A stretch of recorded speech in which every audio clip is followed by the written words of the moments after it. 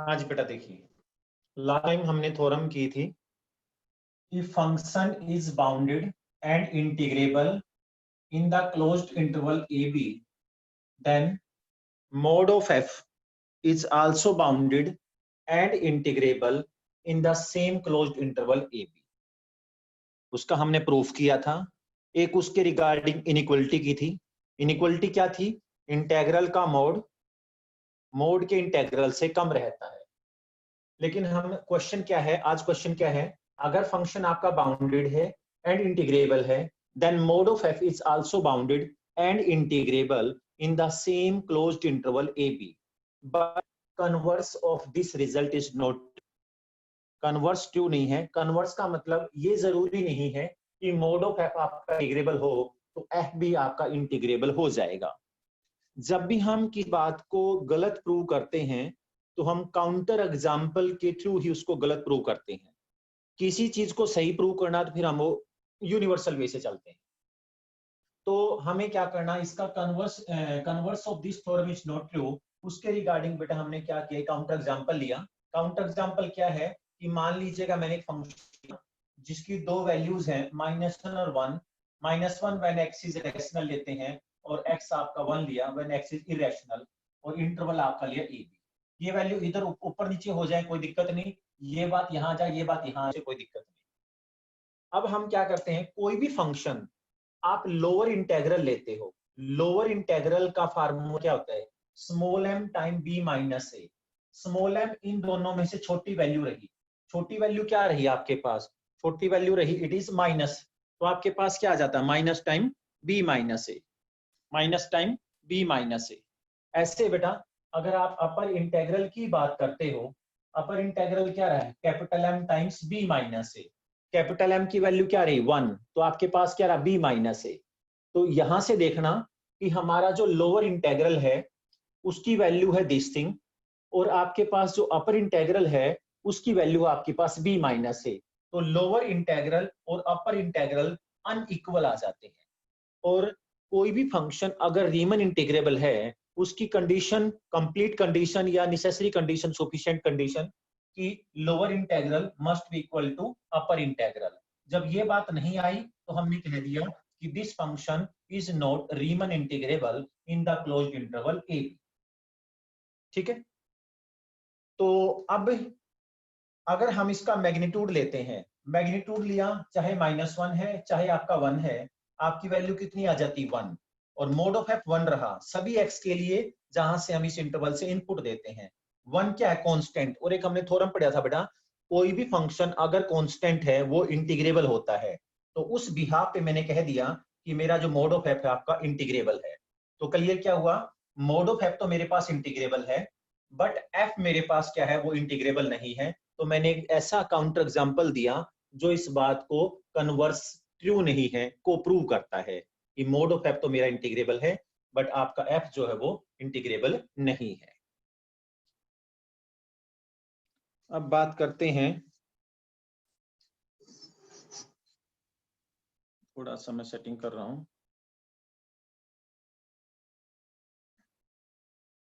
हाँ जी, अगली थ्योरम बेटा, fundamental theorem of integral calculus. Fundamental theorem क्या कहती है कि मान लीजिएगा कोई फंक्शन है आपके पास, डोमेन मैंने कोई क्लोज्ड इंटरवल लिया, रेंज आपका रियल है, वो फंक्शन आपका बाउंडेड है इस डोमेन के अंदर और वो इंटीग्रेबल भी है in the closed interval A B. ठीक है ना, एंड लेट कैपिटल एफ, एक हमने ऐसा फंक्शन लिया बेटा, capital F be such that, capital F कैसा है कि अगर हम उस कैपिटल एफ का सिंगल डेरिवेटिव लें तो इस स्मॉल एफ के बराबर आ जाता है in the same closed interval A B. तो उस केस में अगर हम नॉर्मल फंक्शन की इंटीग्रेशन निकालते हैं, मतलब ए से लेकर बी तक फंक्शन की इंटीग्रेशन निकालते हैं, वो निकालने की बजाय अगर हम कैपिटल एफ में upper limit minus lower limit put करें वो उस बात के बराबर होता है। तो रिपीट करता हूं, फंडामेंटल थ्योरम ऑफ कैलकुलस क्या कहती है, कोई भी फंक्शन आपका बाउंडेड है और इंटीग्रेबल है, ये आपको गिवन है, और एक ऐसा कैपिटल एफ दिया जिसका स्मॉल एफ के साथ रिलेशन क्या है, अगर हम कैपिटल एफ का डेरिवेटिव लें तो स्मॉल एफ के बराबर हो जाता है। उस केस में इसके इंटेग्रल की वैल्यू आप कैपिटल एफ की मदद से निकाल सकते हो। अच्छा बेटा, अब हम इंटीग्रेबल के लिए जब भी हम थ्योरम को प्रूव करते हैं, इंटीग्रेबल के लिए ये कंडीशन लगाते हैं। कंडीशन क्या है? अगर फंक्शन बाउंडेड है और इंटीग्रेबल है, मेरे पास बाउंड ये गिवन है, तो किसी एप्सिलॉन के बदले में एक ऐसा डेल्टा जरूर होगा, किसी एप्सिलॉन के बदले में ऐसा डेल्टा जरूर होगा सच दैट एक पार्टीशन जनरेट करेंगे। पार्टीशन क्या है आपके पास? और any partition P of A B, और उस पार्टीशन की लेंथ को हमने डेल्टा से कम किया। और बेटा ये इंटीग्रल की एसपीएफ की एक डेफिनेशन है, आप लिमिट ऑफ सम भी बोल देते इसको, उसकी फॉर्म में हमारे इंटीग्रेशन की डेफिनेशन है a to b fx dx is equal to limit norm of p approaches to 0, that is your SPF, right?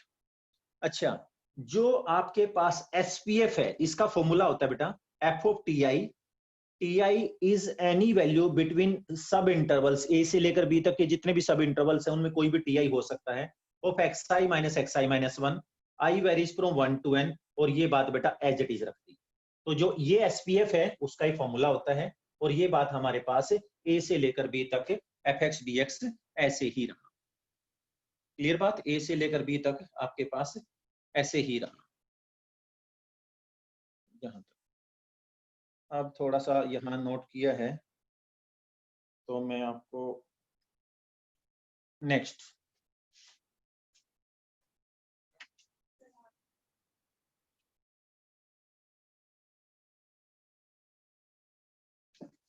SPF की डेफिनेशन लिख दिया। अब देखिए बेटा, ठीक है, हाँ जी। अब apply Lagrange mean value theorem, apply Lagrange mean value theorem to the function. इस पे आपने कैपिटल एफ पे Lagrange mean value theorem arrive किया। इन क्लोज्ड इंटरवल हमने लिया xi माइनस 1 से xi।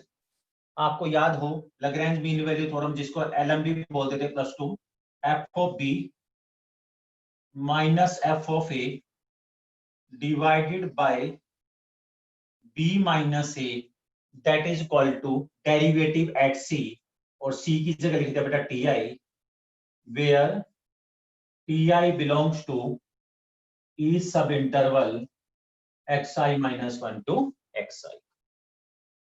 Ti belongs to each sub interval xi minus 1 to xi, right?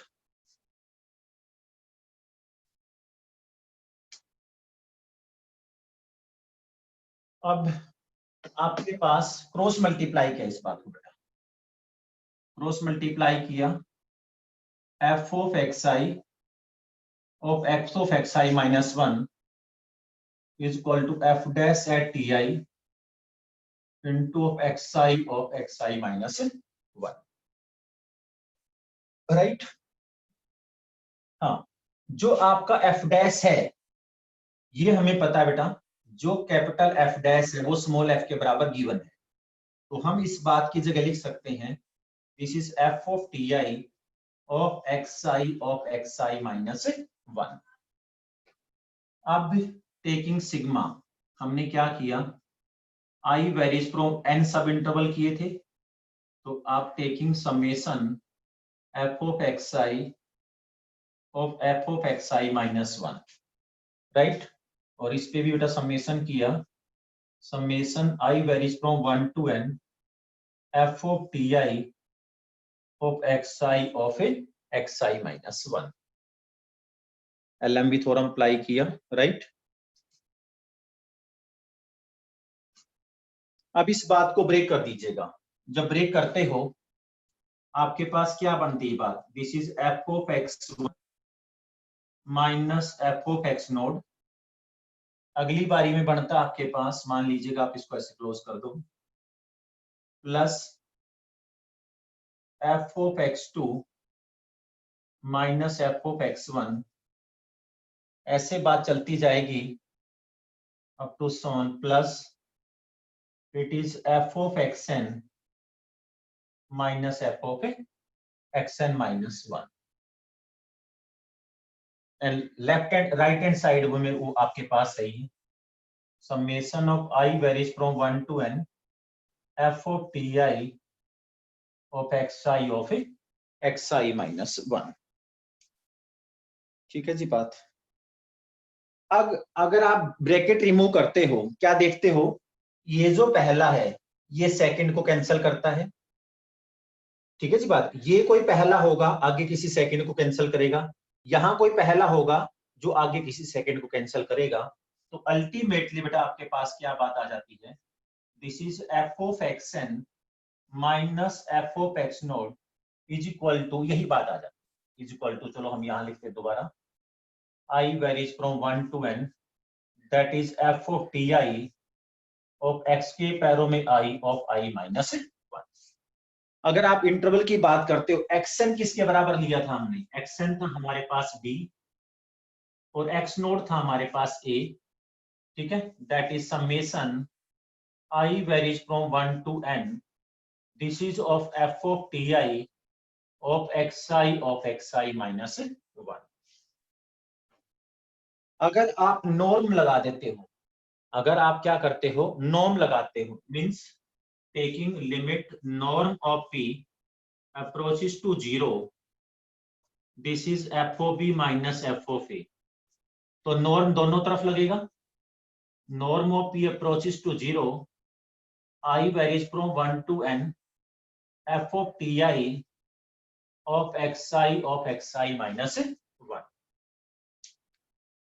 यहां से एक बात क्या आ जाती है, नोट कर लो आराम से, यहां से अल्टीमेटली हमारे पास ये जो चीज है बेटा, इसका नॉर्म पे कोई फर्क नहीं पड़ेगा क्योंकि वो तो कांस्टेंट वैल्यूज हैं। तो ये तो आपके पास f of b minus F of a ही रह जाता है, ये तो आपके पास f of b minus F of a ही रह जाता है। और ये जो बात है, ये जो बात हमने किया था, ये आपकी एसपीएफ की बात किया था, ये आपके पास क्या है, दैट इज यूर ये सारी बात को बेसिकली एसपीएफ कहते हैं। और एसपीएफ को क्या कहते हैं, दैट इज ए से लेकर बी तक f x d x. Hence result हमारा प्रूव होगा। तो ये थी हमारे पास fundamental theorem of integral calculus. और बेटा ये काउंटर एग्जांपल था। ये जो कल थ्योरम, परसों थ्योरम जो हमने बेची थी कि एफ आपका बाउंडेड है, बहुत इंपॉर्टेंट है फाइनल एग्जाम के लिए। फंडामेंटल थ्योरम ऑफ कैलकुलस भी बहुत इंपॉर्टेंट है। अब मुझे आप सेंड कर देना जो लगता है आपको कोई थ्योरम हमसे छूट गया है इस चैप्टर की, या कोई डाउट्स हैं बेटा, जितने भी हैं आप रीमन के बारे में सारे डाउट मुझे सेंड कर दो आज शाम तक ना, ताकि फिर हम अगली प्लानिंग कर लेंगे। मतलब अगली beta gamma function next chapter शुरू करना है, इससे पहले आपके कोई डाउट हो इस रिगार्डिंग तो मुझे जरूर भेजना।